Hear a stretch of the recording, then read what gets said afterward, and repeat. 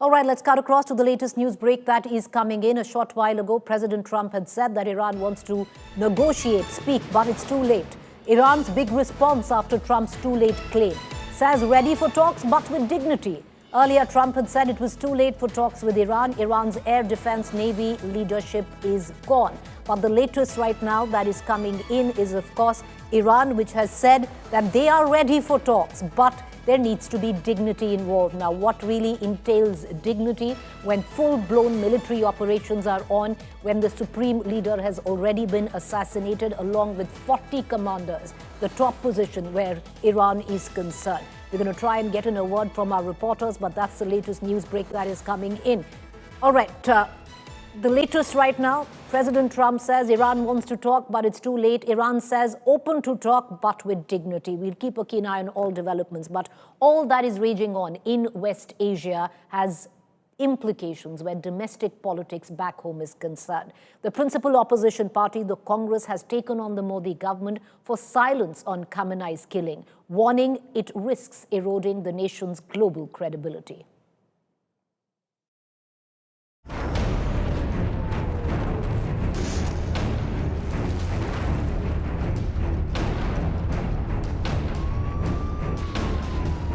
War raging in West Asia.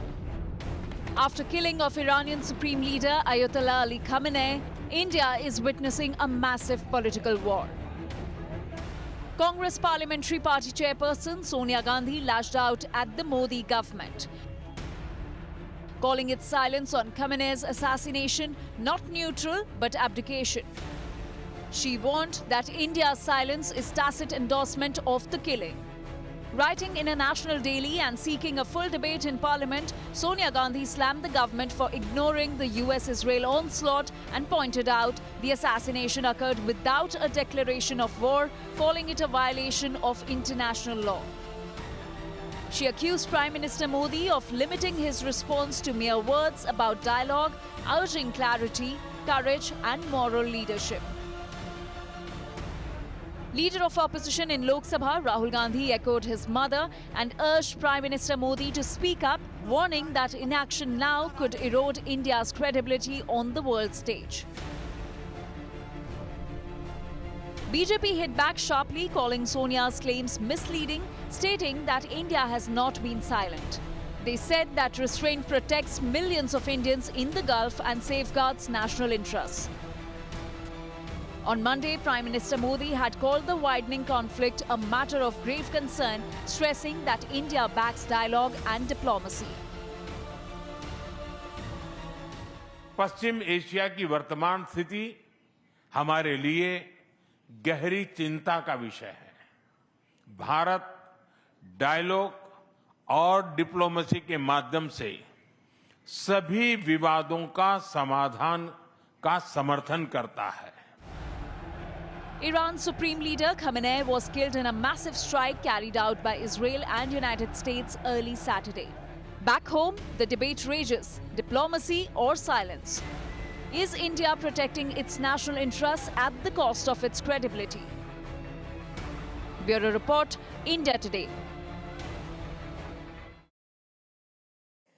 All right, so where domestic politics is concerned, viewers, it is exploding because at one end you have the principal opposition in the country, Congress. You've seen Sonia Gandhi has written an editorial opinion piece where she has taken on the government for maintaining abject silence when it comes down to the assassination of a world leader, saying, what if tomorrow our country is attacked? What face will we have? I want to cut across in the midst of all of this to former Law Minister, Foreign Minister, Mr. Salman Khurshid. We're going to cut across to him in just about a minute. Let's cut across first to Syed Zafar Islam, BJP, former Parliament member, Rajya Sabha member. Mr. Islam, today you stand accused, which is the government stands accused for maintaining complete silence on the taking down of an international leader and not saying a word despite the kind of long-standing friendship we have had with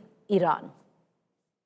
See, first of all, you have to understand that Ayatollah Khamenei was not holding a constitutional position. He was a religious leader. He was known as a Ayatollah, and he was designated as a supreme leader, not on constitutional position, but on a religious ground. So it is. You have to also understand that every country has to be directed by or follow the national interest first, and we are just following the national interest first. Having said that, what is important for us that we are talking to every single country involved in this conflict, and we are only communicating one message that we, India, is advocating peace through dialogue and diplomacy, something which has been very clearly articulated by the Honorable Prime Minister in his tweet as well. And this is what we are communicating to every country. And today, I can see and on this program that even Iran has agreed to negotiate and discuss once again. They are willing to come to the negotiation table purely because they also feel that it is important to pursue diplomacy instead of having this kind of conflict. Secondly, what is important for Congress Party to realize that diplomacy and foreign policy is a dynamic process, not a static process. What they had followed in 91 or 95, something cannot be followed. And similarly, you also remember during Arab Springs, many senior leaders, many leaders of Arab countries have been eliminated.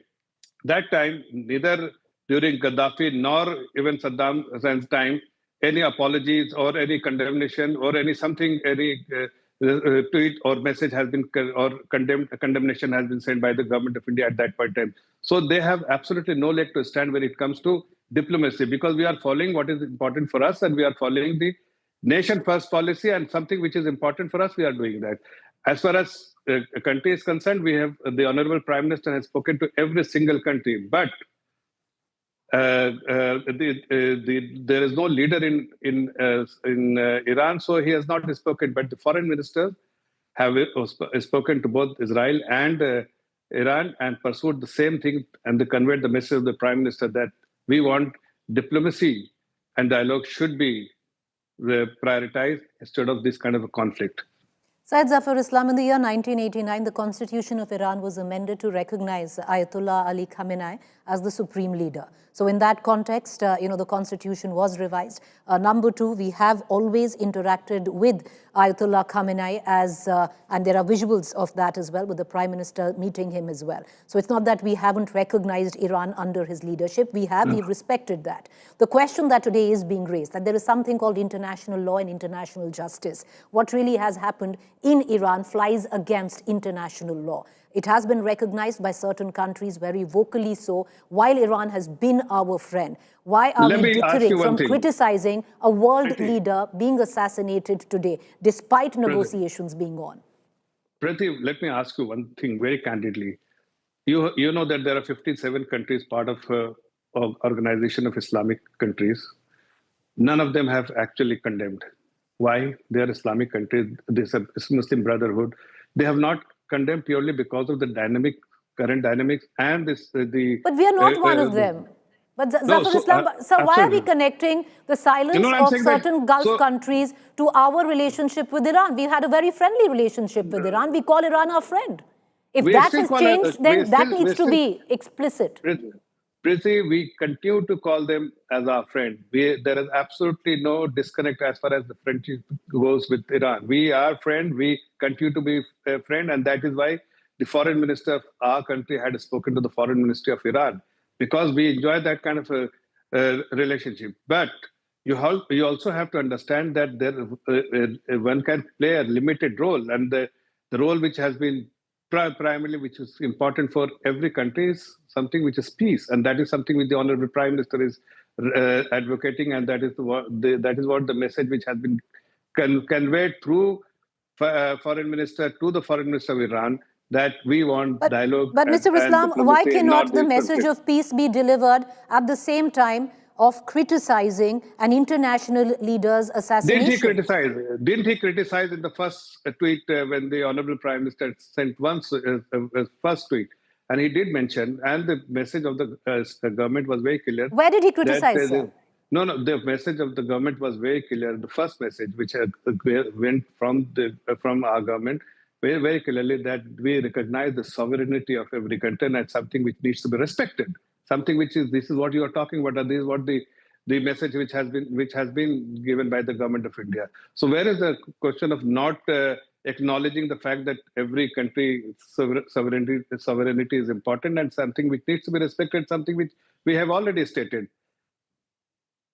Okay, so you're saying, that even though the foreign minister has spoken, we somewhere down the line in a veiled way suggested that sovereignty needs to be respected, but we haven't outrightly come out and criticized an international leader's assassination, which goes against international law and all sorts of conventions, primarily because we need to watch out for our own interest. Is that what you're saying? No, all I'm saying that you cannot equate the situation what it was 20 years ago or 15 years ago or 10 years ago. You have to see the current dynamics, and you know that the foreign policy is a very dynamic process. It cannot be static. But Mr. Islam, I'll quote out of Ms. Gandhi's piece. I'll quote out of Ms. Gandhi's piece because she's seemingly suggesting that our silence is abdication of our responsibility, because if tomorrow there is somebody at our doorstep and there is an aggressor where India is concerned, where do we stand? With what face do we condemn that if we can't condemn this? No, but Mrs. Gandhi, before making this kind of a statement or criticism against the government, she should do a backtesting and must tell the people that during UPA, when she was the chairperson, what did they do? Did they criticize, condemn about Saddam Hussein when he was hanged? Did they condemn when Gaddafi was eliminated? Did they do when any other Arab leaders were eliminated during Arab Springs? No, they didn't do anything. So how do they making this kind of a statement or making this kind of suggestion to our government? They followed certain diplomatic process, what they feel appropriate at that point in time. We are following now what is important for the country. So we have to always prioritize the country's interest, not an individual suggestion or. All right. Mr. Islam, let me ask exactly that. I thank you for joining us. There's a reason why we did not get into a debate this evening, primarily because we wanted to get both lucid thoughts out with what the government stands and with what the opposition is claiming. These are very sensitive times, diplomatically so. Thank you for taking the time out and answering all our questions. I want to take the question that you asked me to the former foreign minister of this country, Mr. Salman Khurshid. Appreciate you taking the time out and joining us, Mr. Khurshid. I'll take off from the conversation that we were having. Today you have Ms. Gandhi come out and criticize India's silence, where it came down to the assassination of a world leader.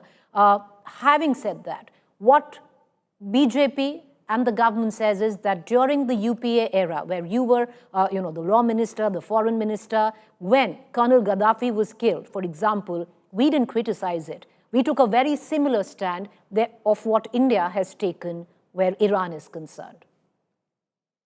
Well, the question is what happened in the past can't possibly be the guiding spirit of what happens today, because the implications of any act that you may disagree with but may not be critical of are different at different points of time as far as the world is concerned. And therefore, we have to talk about today, not yesterday. We have to talk about today. And also, we have to talk about the special relationships that we have in the world today.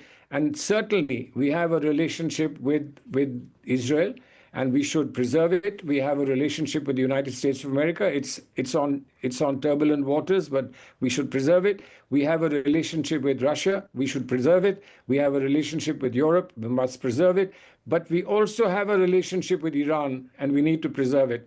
Are we doing enough to preserve that relationship is the big question. All right, so, Mr. Khurshid, are we doing enough to, preserve that relationship, something that was elucidated in the opinion piece by Ms. Sonia Gandhi, who's actually come out and said that this is, in terms of staying silent, is not being neutral, but is abdication of what is our responsibility. Therefore, the parallels that are being drawn, Mr. Khurshid, of what the UPA and the manner of which it reacted, very similar to how India has reacted. Well, I certainly think that in recent history, There are few leaders who would speak with the clarity, compassion, and the creativity as she has, and that commitment is apparent in the words that she has used. But this is not today that something like this has happened with the foreign policy of our country.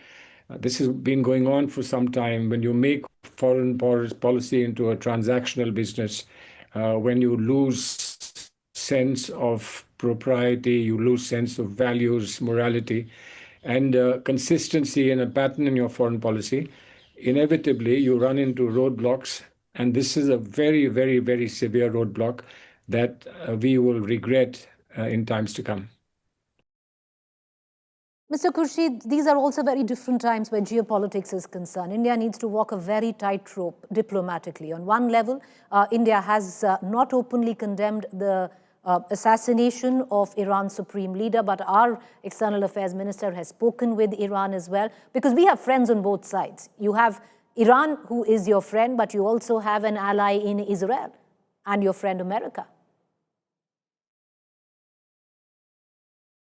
No doubt, certainly no doubt that we have friends in Israel, we have friends in the United States of America, we have friends in Russia, China, we have friends in Iran, we have friends everywhere. But that's the point. That's the point. If you don't have the courage and you don't have the wisdom to be able to tell the truth to your friends, then what is friendship worth? Friendship is not about just following some track which you think will do good for you, etc. That's an important pragmatic concern in international relations and diplomacy. But that's not all. Indian diplomacy has always been value-laden. It's been important in terms of morality.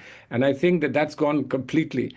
But it's not just morality. It's also our commitment to world order. It's our commitment to the United Nations and the Charter of the United Nations. Everything along the line remains completely overwhelmed. And I think that's a tragic moment for us and our foreign policy. You know, these are tumultuous times where geopolitics is concerned, Mr. Khurshid. But for somebody who was the external affairs minister, I ask you this question. What do you reckon will be the repercussions of India not taking a clear stand on the assassination of Iran's supreme leader? See, the repercussions are difficult to predict because everything is in such a tumble wash today in the world. Nothing can be clearly predicted. We don't even know how much longer whatever is happening will go on. We don't even know the final fallout and to what extent this will cause the economic distress across the globe. But as far as we are concerned, we have started losing friends and we have started losing respect in the world on many issues. And I think that calls for very, very important and immediate repair. And that can only be possible if we once again return to the path of principle. Pragmatism, to an extent, may be fine, but pragmatism dominating principle completely destroys the special position India has always had in international relations. Okay, thank you, Mr. Khurshid, for taking the time out, joining us this evening and putting your parties and your point of view forward. Appreciate it. News break coming in. The Russian nuke body has now raised alarms over the war's impact. Warning of threat to Bushehr nuke plant in Iran says strikes on Iran's nuclear facility are getting out of control. Russian nuke body CEO has suggested that the Bushehr nuclear power plant is under threat as explosions are nearby. Says there are more than 600 people at the nuclear power plant in Iran and there could be leakage. So, raising a red flag where Russia's nuke body is concerned. All right, the latest news break right now coming in. The White House has defended Operation Epic Fury in Iran. President Trump told Iran 74 times, well, that is the press release coming in from the White House, that President Trump told Iran 74 times that they cannot have nuclear weapons. He had been unequivocal and consistent for decades. Now, U.S. President J.D. Vance has said what President Trump, Iran, that they were committed to told Iran was that they were committed to getting on that brink of a nuclear weapon, and he decided to take action because he felt that was necessary in order to protect the nation's security. All right, you have the Vice President who has come out defending the action, a joint operation of Israel and America, where Iran is concerned, stating that President Trump felt and he knew that Iran was on the brink of a nuclear weapon, and he decided to take action because he felt that was necessary to protect the nation's security. All of this in context will need to be seen in context of the domestic politics in America as well, viewers, because President Trump, if you initiate war, have to go back to the Congress. He did not do so. So there is a fair amount of commentary on that as well. There is criticism coming in from the domestic politics of America as well. Having said that, even where natural allies of America were concerned, NATO countries, many of them today have stood against President Trump. Most of them, of course, have sided with Trump. What West Asia now remains as on edge as military tensions expand, triggering political shockwaves across Europe. This is how the world has been split. Take a look.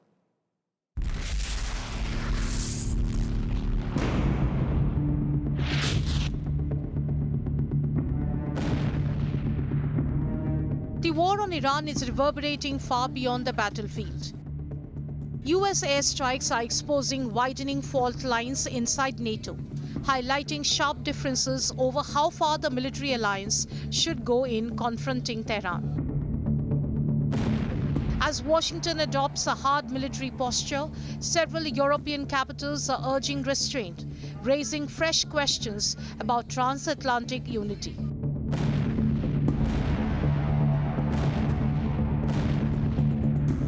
British Prime Minister Sir Keir Starmer has rejected calls for regime change, saying Britain's priority is safeguarding national interest. London has permitted limited defensive use of British bases by US forces. The signal is cautious support, not open-ended involvement. President Donald Trump accused Starmer of delaying base access. The British Prime Minister rejected that claim, saying decisions were taken in the United Kingdom's national interest. President Trump has expressed his disagreement with our decision not to get involved in the initial strikes. But it is my duty to judge what is in Britain's national interest. That is what I've done, and I stand by it. Spain has taken a firmer stance, refusing US access to its bases for operations linked to Iran. Madrid says European territory should not be used to escalate the conflict. Que se puede estar contra un régimen odioso. It is possible to be against a hateful regime. Spanish society as a whole is against the Iranian regime and at the same time be against an unjustified, dangerous military intervention that is outside international law. One must be against a war that was started without the authorization of the United States Congress or the United Nations Security Council, and as I said before, violates the international law. And there is always room for a negotiated solution rather than being swept away by the devastation of weapons as the only possible outcome. Como única salida posible. Canada says it was not informed in advance and is backing diplomacy over escalation. France is balancing alliance commitments with outreach to global powers to push for de-escalation. Germany has ruled out committing military assets, warning NATO must avoid a prolonged Middle East war. Turkey, Iran's ally in NATO, has condemned the strikes as violation of international law while navigating its complex regional ties. Tensions had been building for months now. President Trump's remarks after taking Greenland by force, threats of tariffs on partners such as Denmark, Sweden, France, the United Kingdom, the Netherlands and Finland, and repeated warnings about weakening or withdrawing from NATO have unsettled the alliance and deepened mistrust. The strikes on Iran are not just a regional crisis. They are a test of NATO's cohesion. If divisions deepen, the alliance could face one of its most uncertain moments in decades. Bureau Report, India Today.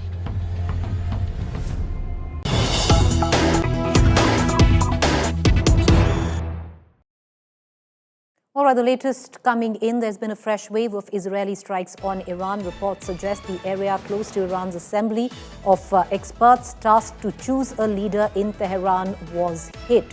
That's the latest news coming in. All of this, viewers, also in the backdrop of President Trump claiming that Iran wants talks, but now it's too late. And there has been a response from Iran as well, saying that they are open to talks, but with dignity. I want to bring in our foreign affairs editor, Geeta Mohan, into this conversation. Geeta, while Israel continues to build an offensive where Iran is concerned, you have Donald Trump once again who said Iran wanted talks, but now it's too late. But this time around, instead of saying that they were not willing to negotiate, Iran has said they're open to talks, but with dignity. What does dignity mean at a time, Geeta, when their top leadership has been taken out? They are under heavy attack.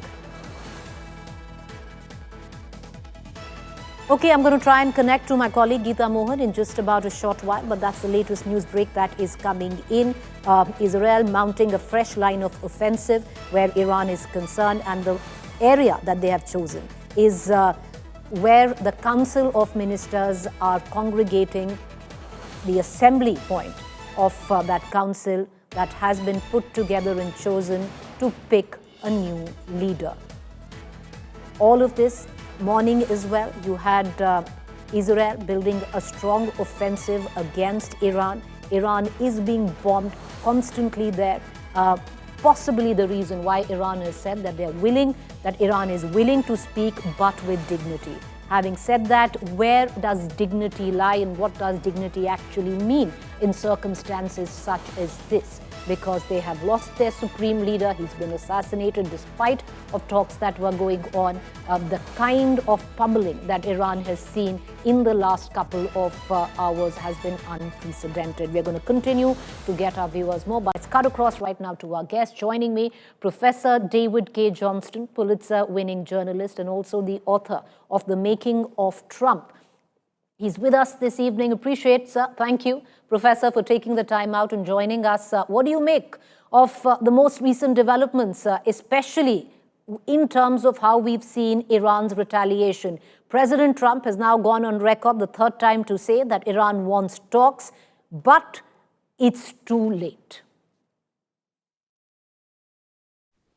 Well, the most important story that's getting very little attention is that within 24 hours before the U.S. and Israel attacked, the Iranians offered Donald Trump a better deal than Barack Obama got in 2015 that included limits with inspection on refining uranium and allowing American oil companies into Iran. They gave him this tremendous deal so he could brag, I out-negotiated Barack Obama, and the response of the U.S. and Israel was to bomb Iran. Reasonably, the government in Tehran looks upon the U.S. as a country that is not trustworthy, that will lie to your face, and could probably appropriately describe the Trump administration as a group of savages. And this is the part that's gotten almost no attention in the news. The Iranians made this tremendous offer, and this comes not from the Iranians, but the Oman foreign minister, Badr, who was the emissary going between the Americans and the Iranians in Geneva. So now, since then, the Trump administration has tried to come up with multiple explanations. Why did we do this? Is it regime change? Is it fear of missiles that Iran doesn't have to attack the U.S.? Is it nuclear weapons? Well, wait a minute. Trump said that the capacity to make them had been obliterated months ago by the U.S. This is a bunch of amateurs in the White House in the United States, and they're following the lead of Netanyahu. Marco Rubio, the U.S. Secretary of State, said the reason the U.S. attacked when it did was because Israel was going to attack Iran, and it was anticipated Iran would respond by attacking American military bases and maybe other assets. And wow, Netanyahu is leading Donald Trump around with a ring in his nose, like he's a pet pig. I mean, this is an astonishing development, especially for an American president who says America first. Apparently, no, Israel first, America second. Professor, while, NATO allies, Europe, some of them completely against America, like Spain, like Norway, Denmark has also taken an anti-America stand in this war. And, UK that has done a U-turn, but most of the NATO allies are standing by in somewhat gingerly fashion where President Trump is concerned. But back home, the domestic politics, there are midterm elections coming up. He did not go to the Congress before waging this war. MAGA supporters are angry. Do you see a sense of isolation building up where President Trump is concerned? Yeah, this may very well make his presidency ineffective going forward. The Republican leadership in Congress is still with Trump, at least in the open. But it is very significant that Donald Trump came into office and immediately began insulting our friends and allies, denigrating our closest friends and allies, especially Canada, Australia, and the United Kingdom. Australia is the most lapdog ally the U.S. has in the world. And all of them are being driven towards trade deals with China, contrary to Trump's promises. Now, Keir Starmer, the United Kingdom's prime minister, issued a lengthy and very legalistic statements trying to say to Iran, look, we're just allowing the use of our bases for defensive measures. I don't think that's going to carry much weight with the Ayatollahs. This is not a legalistic issue to them in the terms Starmer put it. And NATO's Rutte, the head of NATO, has said, we're not going to join in this war in Iran. And by the way, let's not forget that the United States president had no legal authority to do this. Only the American Congress has the power to declare war. The commander-in-chief, the president, only has the authority to take defensive actions until Congress grants authority. Mm-hmm. Professor Johnston, going ahead, the last statement of President Trump said that this is going to be a long war. He said it will last months, or at least a month. Now, at the back of that, there will be economic repercussions. There are already repercussions where, international law is concerned. How do you see all of that pan out in terms of domestic politics for President Trump? I've never heard of a war that you can put a timeline on and say that it's over. You don't know what you've unleashed here. And we shouldn't lose sight of the fact that Iran, which is it's an autocracy, a theocracy run by Shia Muslims. There are large Shia minorities in other countries. They're clearly very upset about the killing of the Ayatollah. Normally in warfare, you don't kill a head of state. That's a very unwise thing to do. It puts a target on you if you do that. And so the likelihood that this will be controlled and in 4 weeks it will be all over, call me back in 4 weeks. I'll be surprised if that's the case. All right, Professor Johnston, we'll have you soon enough, possibly earlier than that. Thank you for taking the time out and joining us. Appreciate it. I want to bring in my colleague, Geeta Mohan, a foreign affairs editor, joining in with the latest that has come in, Geeta. From the United States of America, President Trump, where he says Iran wanted to talk, but it's too late. Iran has come out and said, open to talks, but with dignity. What and where does dignity now, what does it really mean in context of your top leadership being assassinated and the kind of attack that you're under? Well, it just means that both sides are digging in their heels, Preeti. At this point in time, Trump is saying what he wants his domestic audience to hear, that they have completely decimated Iran. And Masoud Pezeshkian, on the other hand, has come out and said that's absolutely not true, and that we would want negotiations, but with dignity.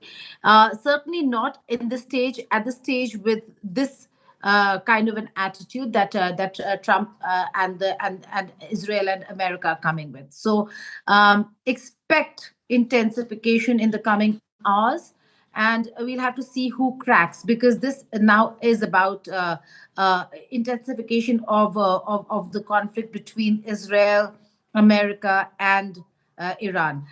Israel, in all probability, now will be given a window, as it always is given, to do all the kind of damage it can.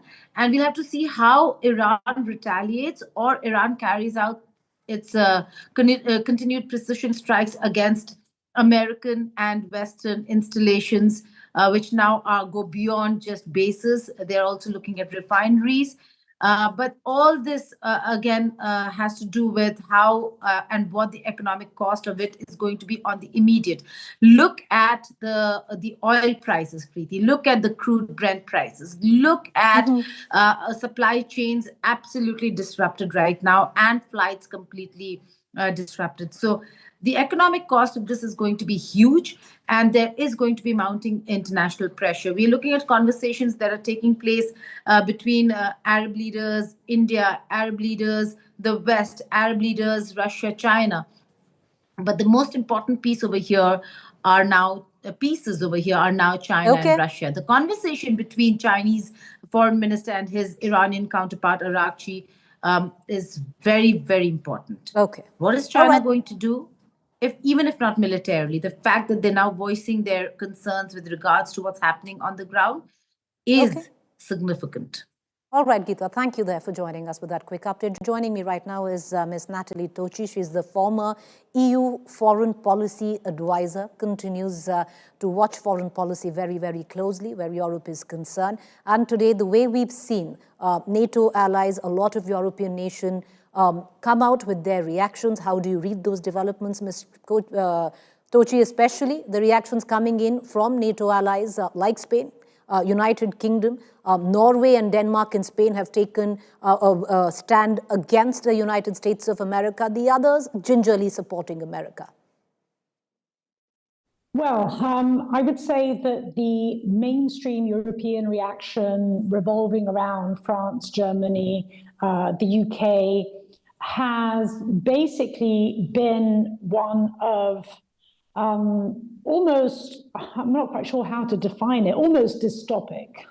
So if you were an alien and you landed in Europe on Saturday morning and you read the declarations of some of these leaders, there is no way that you could have actually figured out that the United States and Israel had attacked Iran. So in a sense, there was, yes, correctly so, a condemnation of the Iranian regime and its treatment of its people, a condemnation of Iranian counterattacks on countries in the Gulf. But there was no reference whatsoever to what had actually triggered all this. It's as if Iran had woken up one morning and decided to kind of send missiles left, right, and center. So that, I would say, was the core of the European reaction. Then, indeed, as you were suggesting, there have been some outliers. And Spain, on the one hand, as well as Norway and Denmark, would probably be the three that have been most outspoken in terms of actually calling a spade when it comes to this war. But obviously, this is not, in a sense, where the core of Europe lies. And then there have been other countries still that have been even more explicit in their backing of the US and Israeli attacks, countries like my own, Italy, for example. So on one level, I would say, well, you always tend to have different European reactions to whatever happens in the world. But I would say, broadly speaking, and from a very personal standpoint, very unfortunately, this has been a reaction which has actually sided really implicitly or explicitly, rather sort of significantly, with a major violation of international law. The sheer fact, Ms. Tochi, that there was apprehensions, a lot of unease, especially during the trade talk and the trade wars which went on, where EU and European nations were concerned, and now this. Do you see it makes certain countries very uncomfortable and possibly look at a new kind of order? Or do you see most of them backing the United States of America? Well, no, so let me put it in these terms. I think the reason why there is an instinct to back the US on this front is probably twofold. And it has obviously very little, if nothing at all, to do with international law, because, as I said, we're talking about a completely illegal military attack on a sovereign country that did not at that point in time pose an imminent threat. I think this needs to be highlighted. So why is it that Europeans have tilted, as I said, with all the due differences, but have tilted towards the US? I would say two sets of reasons. One is that Europeans increasingly, or a core of European countries increasingly, looks at the world through the lens of the Ukraine war. And of course, as we know, Russia and Iran have had increasingly strong, especially military relations. And so Iran, from being viewed as, quote unquote, only a question related to regional security as opposed to non-proliferation, as opposed to even human rights, became viewed through the lens of Ukraine, right? And that in and of itself tilted the European view on Iran in a very negative way. On top of this, there is indeed that transatlantic connection in which, as we know, the United States under Donald Trump has also sided very much with Russia on the war in Ukraine and has threatened countries like Denmark with the annexation of Greenland. And so, in a sense, here we are, Europeans, how can I put it, trying to keep the US on side by not confronting the US on something like Iran, where deep down, because of what I just said about the Iran-Russia connection, they in any case are against the Iranian regime at all. So if you like, a rather, that core European position has, I think, in many respects been rather cynical, I would say, certainly not very values driven at all. And I think probably the most evident articulation of this has been when German Chancellor Friedrich Merz really rather explicitly said, international law is not actually the most useful frame to understand this conflict. Well, if not international law, then may I ask, then what? All right, but Ms. Sochi, do you see the stance change of many countries? Because there are, and they are going to be, economic implications, and things will only get worse.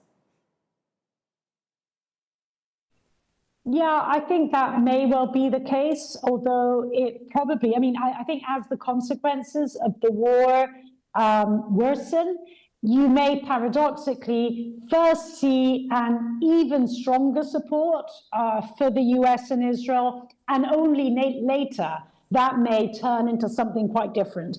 Of course, the parallel that I have in mind here is the 2003 war in Iraq. There are many critics of that war that are critics today, but actually back then were not critics at all in Europe. So I think, as the consequences worsen and as it becomes over time increasingly obvious that this war of choice was a terribly bad idea, then you may see European reactions changing, but in a sense it will be at a time in which it's too late. Okay. All right, appreciate you joining us, Mr. Tochi. Thank you there. We're going to leave it at that. All eyes on all developments that are taking place at the back of the crisis that continues to unfold in West Asia.